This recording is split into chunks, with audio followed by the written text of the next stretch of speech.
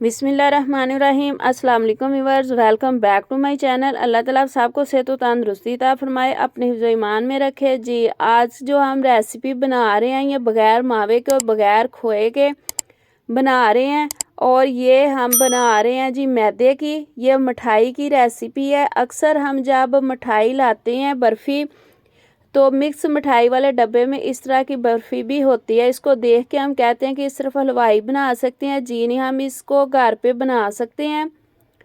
Video को and तक देखिएगा बिना स्किप किए, ताकि तमाम स्टेप फॉलो करके आप भी इस तरह की बर्फ़ी घर पे बड़े अच्छे तरीके से तैयार कर लें। चलिए फिर टाइम ज़ाया के बिना अपनी रेसिपी की तरफ चलते हैं। बिस्मिल्लाहिर्रहमानिर्रहीम। सबसे पहले जी मैंने घी लिया 3 चम्मच, 1 कटोरी भर के मैंने मैदा लिया और 3 चम्मच मिल्क पाउडर है। नीचे हल्की आंच जला के तो इसके अंदर घी डाल देंगे।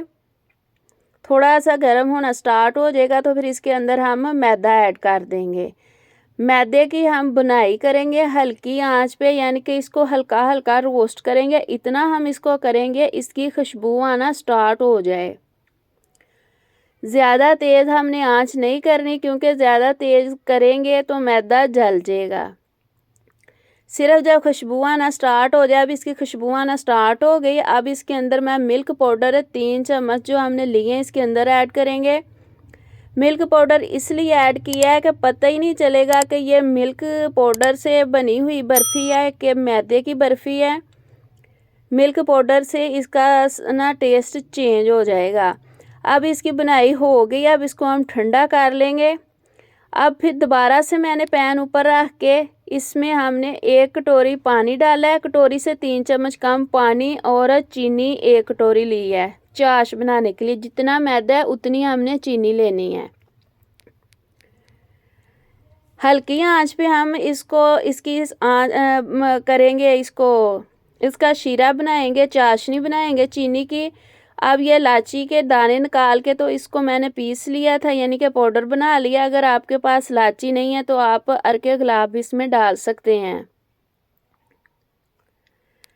इसको हल्की आंच पे हम पकाते जाएंगे, साथ में देखते जाएंगे। ये थोड़ी थोड़ी बननी निकलनी स्टार्ट हो गई है, इसी तरह की हमें चाहिए होगी। थोड़ी सी इसको पका के तो हम इसको उतार लेंगे। ये माशाल्लाह से हमारी देखें चाश तैयार हो गई। इसमें थोड़ी सी तार स्टार्ट हो गई है बननी, ज़्यादा तार हमने नहीं बनानी।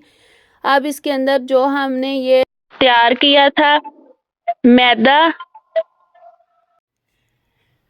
मैदे को रोस्ट किया था और मिल्क पाउडर इसमें डाल के हमने इसको ठंडा करके रखा हुआ था, चाशनी के अंदर डाल के तो अच्छे से हम इसको मिक्स करेंगे। नीचे से आंच जो है वो ऑफ है। तमाम गुठलियां हम इसकी ख़त्म करेंगे अच्छे से मिक्स करके, तो फिर हम इसके नीचे आंच जलाएंगे। आप देख सकते हैं ये अच्छे से इस तरह मिक्स हो गया, और इतनी आंच हमने करके तो फिर इसको 5 मिनट तक हम पकाएंगे। ज़्यादा तेज़ आंच नहीं करनी, बिल्कुल लो फ्लेम पे हमें इसको 5 मिनट तक पकाना है। और इस तरह से हिलाते हुए और मिक्स करते हुए हमने पकाना है कि अगर कोई गुठली वगैरह रह गई हो तो वो भी इसके अंदर मिक्स हो जाए।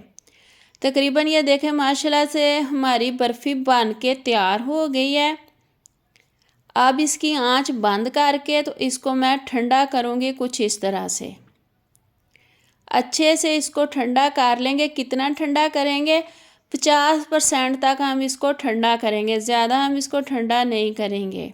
अब मैं इसको एक बर्तन के अंदर निकाल के तो उसमें ठंडा करती हूँ। पैन बहुत ज़्यादा गर्म है तो इसके अंदर ये ठंडी नहीं हो रही, हाथ नहीं लग रहा, इतना ये गर्म है। चम्मच की मदद से मैं इसको ठंडा करूँगी। और कितना ठंडा करना है कि थोड़ा थोड़ा हाथ जो हमारा है ना वो इसकी गर्माइश बर्दाश्त करे, यानी कि 50% तक हम इसको ठंडा करेंगे। और इस तरह छोड़ के ठंडा नहीं करेंगे, हिलाते हुए करेंगे। अगर छोड़ के करेंगे तो हमारी जो चीनी है वो इसके अंदर जमना स्टार्ट हो जाएगी और फिर बर्फ़ी की शेप अच्छे से नहीं आएगी। अब ये हो गया 50% तक। अब इसको हम इस तरह से करके हाथों से सेट करेंगे। हाथों से सेट करके इस तरह लंबा लंबा करके थोड़ा सा इसके मैं 2 पार्ट में इसको तकसीम करूँगी। एक वाला जो है वो वाइट ही बर्फ़ी रहेगी और दूसरे में मैं ये पिंक कलर डाल रही हूँ। ये मैंने फूड कलर लिया है। आप भी फूड कलर जो आम चावल जर्दा जो हम तंजन बनाते हैं, चावल मीठे चावल कलर वाले होते हैं, वो वाला कलर ले लें, या फिर आपके पास अगर फूड लिक्विड कलर है तो आप वो भी ले सकते हैं। अच्छे से इसके अंदर मिक्स कर लेंगे। ये तकरीबन थोड़ा सा इसमें कसर है, ये बहुत ज़्यादा गर्म है। अभी इसको हाथ बड़ी मुश्किल से लग रहा है, लेकिन ये गरम गरम ही सेट होगा। अगर हम ठंडा करके इसमें कलर डालते तो ये अच्छे से सेट नहीं था होना। इस तरह से शॉपर ऊपर करके तो आप इसको कर सकते हैं, या फिर हाथ की मदद से भी इसको कर सकते हैं।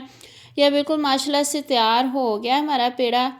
अब एक बन गया। अब दूसरा जो हमने वाइट वाली बर्फ़ी ली थी उसका भी हम पेड़ा बना लेंगे।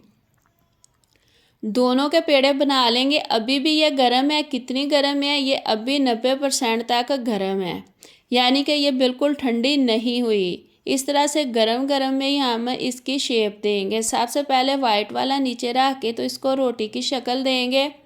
जिस तरह रोटी गोल होती है उस तरह से हम इसका थोड़ा सा इसको चौड़ा करके गोल हाथों की मदद से तो साइड पे रख देंगे। अब दूसरा जो हमने ये कलर वाला है इसको भी इतना ही चौड़ा करेंगे जितना के ऊपर हमने पहले वाइट वाली बर्फ़ी को चौड़ा किया है। दोनों इस तरह से चौड़े करके एक दूसरे के ऊपर रख देंगे। फिर दोबारा से इसके ऊपर रख के हम हाथ की मदद से इसको थोड़ा सा और चौड़ा करेंगे। उम्मीद है कि आज की रेसिपी आप लोगों को बहुत ज़्यादा अच्छी लगेगी। इसे ज़्यादा से ज़्यादा लाइक और शेयर कीजिएगा। अगर चैनल पर नए हैं तो प्लीज़ सब्सक्राइब भी कर लें। अब ये हमारी चौड़ी हो गई है तकरीबन। अब इसका हम रोल बनाएंगे। इस तरह शॉपर पकड़ के इसको दबा दबा के इसका हम रोल बनाएंगे। हल्के हाथों से थोड़ा सा दबा के अच्छे से तो फिर हम इसका रोल बनाएंगे। शॉपर के ऊपर मैंने ऑयल लगाया हुआ है, इसलिए ये साथ नहीं लगेगा, ये अच्छे से होता जाएगा। अब ये हो गया। अब थोड़ा सा हाथों की मदद से इसको चौड़ा करके तो शॉपर में कस के अच्छे से हम रोल बनाएंगे इसको हमने शेप देनी है, इसलिए इसके अंदर शॉपर के अंदर डालते हुए साथ साथ हम इस तरह से खींचते जाएंगे और हमारी बर्फ़ी जो है उसकी लेंथ थोड़ी थोड़ी बड़ी होती जाएगी। जितनी हमको मोटी शेप चाहिए या पतली चाहिए उसको उतना हम इस रोल को लंबा कर लेंगे शॉपर के अंदर ही।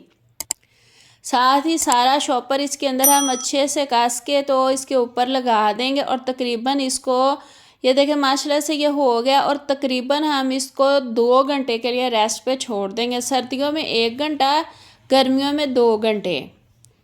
जब ये अच्छे से ठंडी हो जाएगी फिर इसकी शेप अच्छे से तैयार होगी। तकरीबन अभी आधा घंटा हुआ है, घंटा नहीं हुआ, तो मैं आपके साथ इसको शेयर कर रही हूँ कि किस तरह से इसकी शेप माशाल्लाह से प्यारी होती है। तो अगर आप लोग घर पे बना रहे हैं तो कोशिश करें कि इसको ज़्यादा रेस्ट तकरीबन घंटा दें, तो फिर इसकी और भी अच्छे से शेप आएगी।